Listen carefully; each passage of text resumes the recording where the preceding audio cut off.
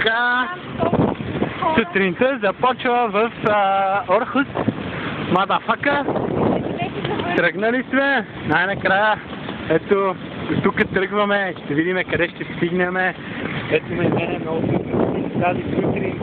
Изключително ми е приятно, супер много коли има зад мене, на задръстване.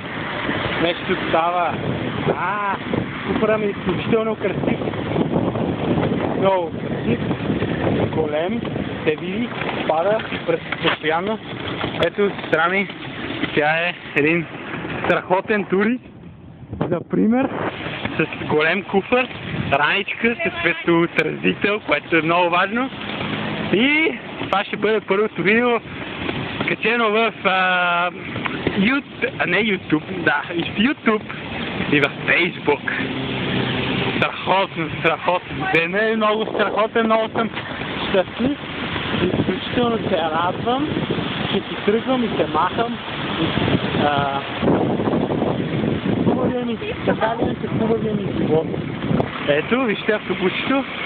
Всички тези хора, насъпкани в този автобус, стоят на работа. Аз се прибирам уназе, супер щастлив. Могат да ми завиждат. Ето сестра ми изостава. Има проблеми с багажа. Език я пофалих, че е хубав турист, добър турист. Всъщност много, почти нищо не става от нея, но нали ми е сестра, уважавам си.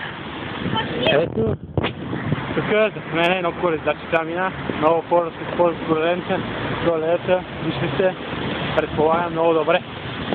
Така, за моя голяма радост, 8 часа и 14 минутки, 9 градуса, изключително добро време, даже сутрин, лекла валел с нощ, става много добре.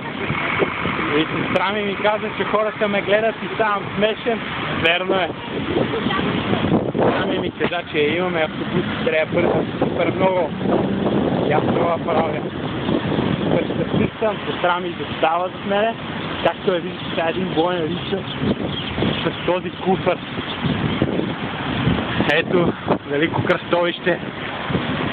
Така, добре, втора част след малко.